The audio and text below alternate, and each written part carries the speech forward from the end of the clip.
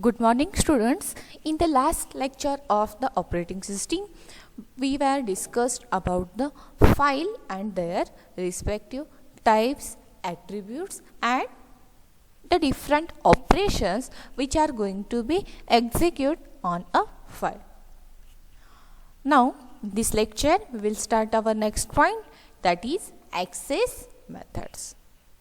Okay, we know that the file stores the information when it is used, and this information must be accessed and read into a computer memory.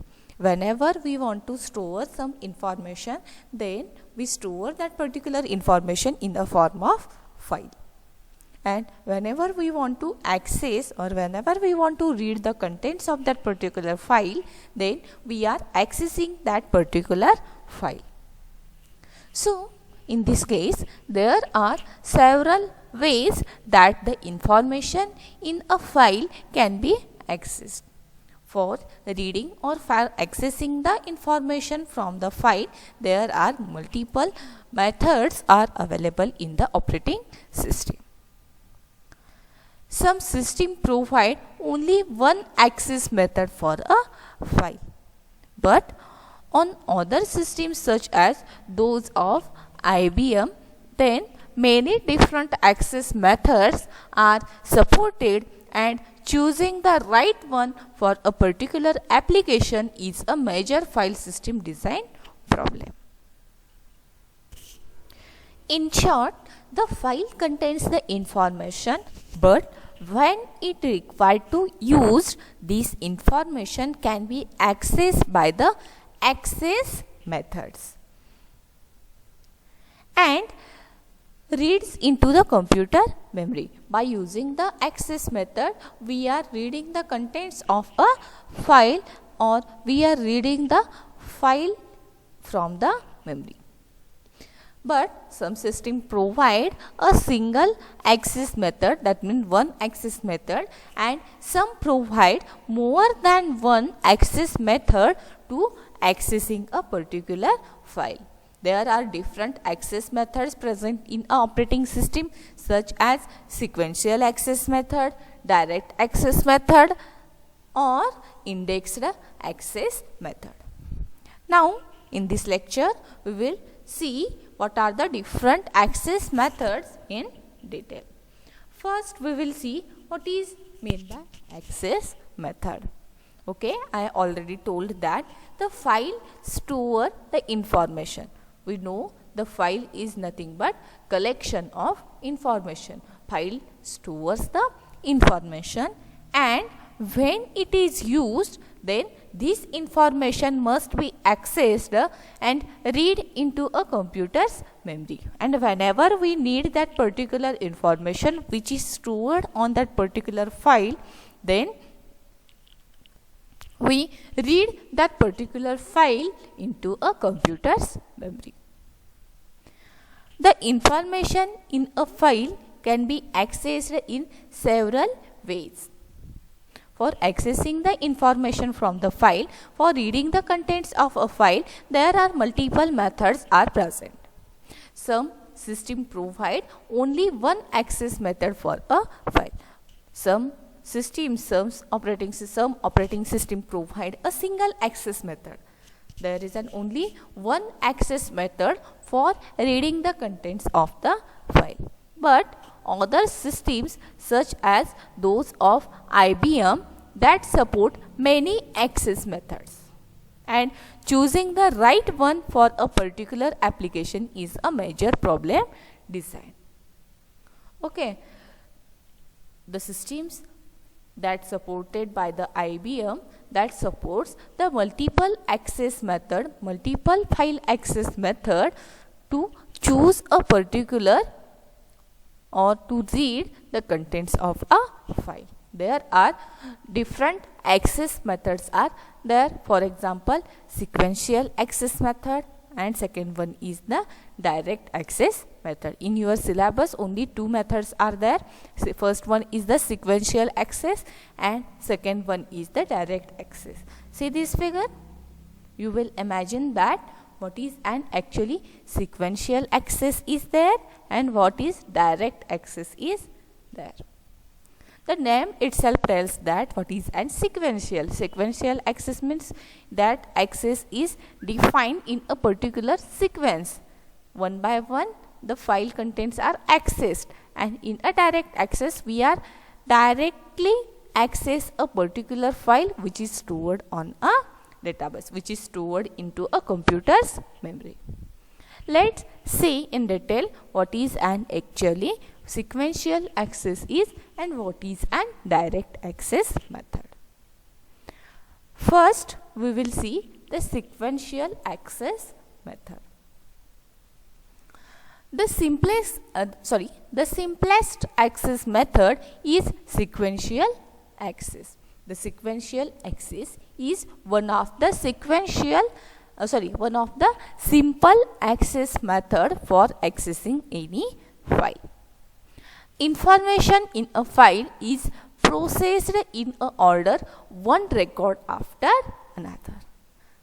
I told that the sequential access, the name itself suggests that the information which is present in a particular file that is processed in a some order. That means one record after another record. In this way, in a sequential order, the record is accessed from the file. This mode of access is by far the most common. For example, editors and compilers usually access the files in this fashion. The compiler is the best example for the sequential access because compiler compiles any program line by line.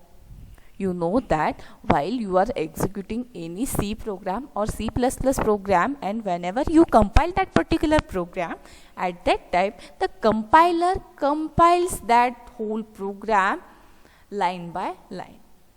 After one line, the second line is checked by the compiler. After that, third line. In this way, in a sequential order, the compiler checks the program. So the compilers and editors are the best example of sequential access, because here we are accessing the file record one after another in a particular defined sequence. The bulk of the operation on a file is reads and writes. Okay, the read operation reads the next portion of the file and automatically advances a file pointer which tracks the input output location. Usually we do the read and write operation on a file. So whenever we are going to perform a read operation, at that time the next pointer, that means next portion of the file, and it automatically advances a file pointer. That means it tracks the input output operation. Similarly, in the case of write, the write operation appends to the end of a file and advances to the end of the newly written material, that is new end line, because in a new end line we are adding a new data to that particular file. We are adding a data to an existing file. So here in a write operation, the new end of line is very important. Okay, such a file can be reset to a beginning, and on some system a program may be able to skip forward or backward and records for some integer n, perhaps only n is equals to 1. That means a sequential access based on a tape model of a file and works as well on sequential access devices as it does on random access one. In short, in a sequential access method, it reads all the bytes or the records from the beginning of a file. Okay, and this method cannot jump around or could not rewind or back up the file. It reads the file in a sequential order. And this method is convenient when the storage medium is of type of magnetic tape. Okay. That means a sequential access is that in which the records are accessed in some sequence. That is, the information in the file is processed in a order, then one record after the another. And this method is the most primitive one. This is the most simplest method present in the operating system. But the idea of sequential access is based on tape model, which is a sequential access device. That means this method is convenient when the storage medium is of type magnetic tape. We consider the sequential method is the best because most of the records in a file are to be processed. For example, transaction files. Here the records of the transaction are executed one after another. So sequential access method is the convenient, and the best example of the sequential access is the compilers. Okay. Now we will see another method for accessing a file, that is direct access. See, this is an direct access to a particular file. See this figure?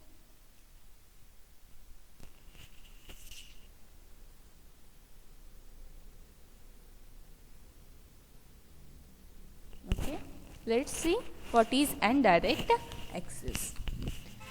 The direct access method is based on a disk model of a file.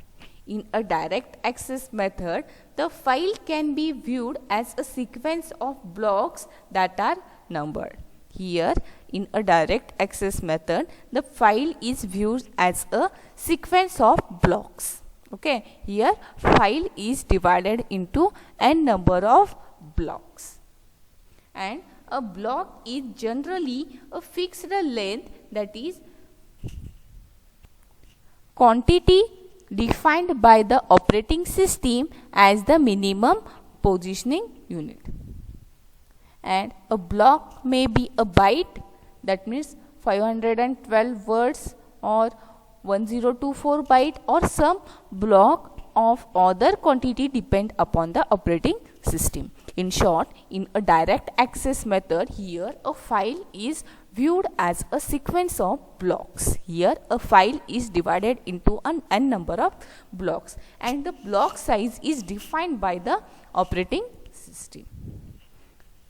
Some system allows a block size to be separately defined for each file. Okay. But the major aspect of a direct access file method is to allow reading operation of arbitrary blocks. Okay. Thus, we can read block number 42, then read block number 56, and then we may write block number 37, etc. That means here no particular sequence is followed for doing any file operation. Randomly we can access any block at a time. In a direct access method does not keep any restriction on the order of blocks. As I told earlier, in a direct access method it not keep any restriction on the order of reading the blocks of a particular file, and the sequence of operation like read and write. When huge amount of data or the information has to be accessed, then direct access method is a great choice, because here information length or the size of the data is very huge. So here we can easily access, we can randomly access any data at a time. So direct access method is a great choice for condition where amount of data or the amount of information is very huge. Because of this direct access method are generally used in accessing large amount of data or the information. In a direct access method, when query related to a particular subject or data arrives, we may compute only the block that contains the answer of a query, then can read a same block directly for providing a required information. Suppose one example, in a airline reservation system, we might store all the information about a particular flight. If flight 789 is stored, then block is identified by the flight number. So, the number of available seats for the flight 789 is stored in the block of 789 in the reservation file. This is a direct access method. In short, the direct access method is also called as random access method. Sometimes it is not necessary to process every record in a file. So, it is not necessary to process all the records in a order in which they are present in the memory. In all such a cases, direct access method is used. The disk is a direct access device which gives us reliability to random access of any file block. Our hard disk is the best example for the direct access method. The hard disk or the disk provides us the information randomly as per the requirement. As per the requirement of any file block, we are accessing the data which is stored on a disk. So, in a file, there is a collection of physical blocks and the records of that particular blocks. That means, in a direct access, the file is viewed as a sequence of blocks. The file contents are divided into a number of blocks, and that block size is defined by the particular operating system. And in a direct access method, we are directly accessing the any block of that particular file randomly. As per the requirement we are directly accessing the block of that particular file. See this example. In this example, here is an sequential access method is shown, where here we are sequentially accessing the contents of the database. But in a direct access, we are directly accessing the data which is stored in a database system. Same way, in a memory, in a sequential access, the record is accessed in a sequential order, or all the records are one by one accessed by the sequential access. But in a direct access, we are directly calling a block which is required from the computer's memory. These are the two types for accessing the file contents, that are sequential access method, and second one is the direct access method. Now we will start our next point, that is swapping in a operating system. What is an swap? What do you mean by swap? Swap is nothing but exchanging the position. Okay, whenever you do the swapping the two variables program, at that time you are changing the position of that particular variable's value. Let's see how the swapping is done in the operating system. And whenever you do any swapping program, then at that time you are using a temporary variable for storing a value of the variables, actual variables. In the same way, In an operating system, swapping is a mechanism in which a process can be swapped temporarily out of a main memory or move to the secondary storage, that means a disk, and make that memory is available to other process. In a swapping in the operating system, where a process is moved to a secondary storage and the space is made available to the newly arrived other process. In short, in a swapping, here the process is swapped out from a main memory to secondary storage, and at the same later time the system swaps back the particular process from the secondary storage to main memory. This is a swapping process which is executed in the operating system. Okay, let's start with swapping. Swapping is one of the several methods of memory management. Swapping is also one of the method for memory managers. In a swapping, an idle or a blocked process in a main memory is swapped out to the backing storage, that means a secondary storage, that is disk, and the process that is ready for the execution in a disk is swapped in a from main memory for the execution.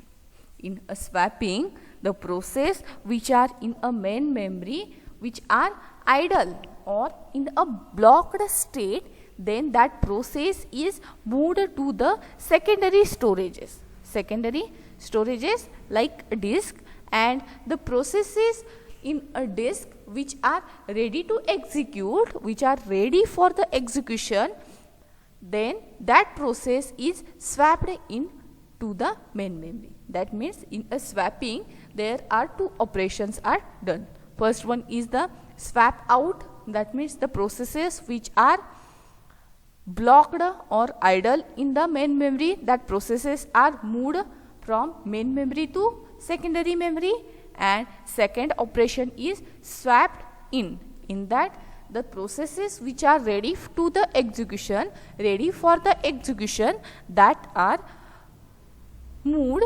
secondary storage to the main memory. Okay. As we all know, a process must be placed in a main memory for its execution. But the fact is that we have a limited amount of main memory.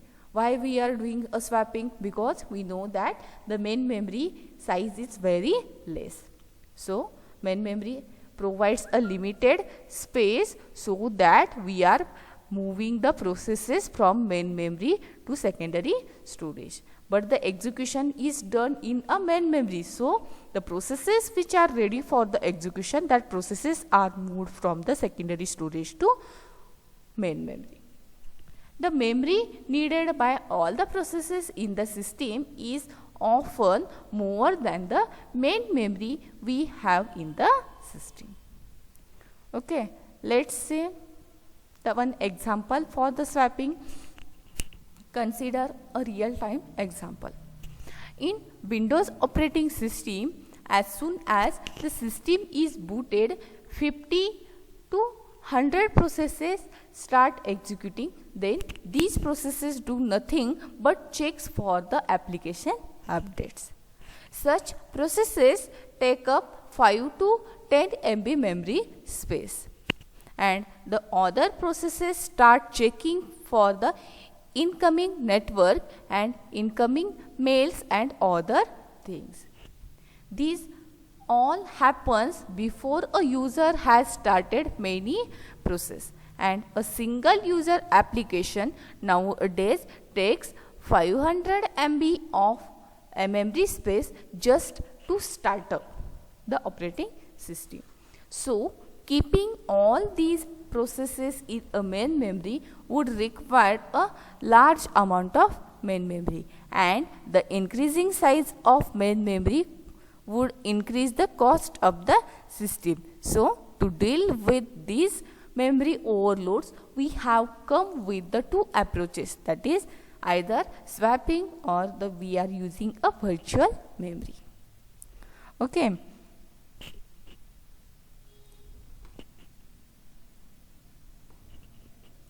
Now we were seeing the example why we need a process of swapping. But in a swapping method or in a swapping process must be kept in a main memory before its execution. So the processes that is ready for execution is brought in the main memory.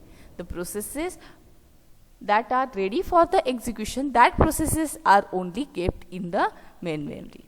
Now, if running the process gets blocked at any condition, suppose any running process gets blocked, then the memory manager temporarily swap out that particular blocked process onto the disk. So, whenever in the any condition, whenever the process, if any process gets blocked, at that time the memory manager temporarily swap out that particular process to the disk. Swap out means main memory to secondary storage, and this makes the space for another process in a main memory, and that space is freed for the newly ready process. So the memory manager swap in the process that is ready for execution in the main memory from the disk, and the second operation done on a swapping is swap in. Here the processes on the disk which are ready for the execution, which are in a ready state, then that processes are swapped into the main memory, and the swapped out process is also brought back in the main memory whenever it again sets ready for the execution state, and the swapped out process is again moved to the main memory whenever that process comes into a execution state, comes into the ready state. Let's see this figure. Here is an main memory and here is an secondary memory. It is an backing store. Consider this is an disk and this is an main memory. Here the process is swapped out. Here the process is, suppose if any process, suppose P1 process is blocked in the main memory while execution, suppose P1 process is blocked, then that P1 process is swapped out from main memory to backing storage. And if the process P2 from the secondary storage, from the disk which is ready to execute, the process P2 is in a ready state, process P2 is in ready for execution state, then that process is swapped in. That means that process is moved from secondary storage to main memory. In short, in a swapping there are two operations are done.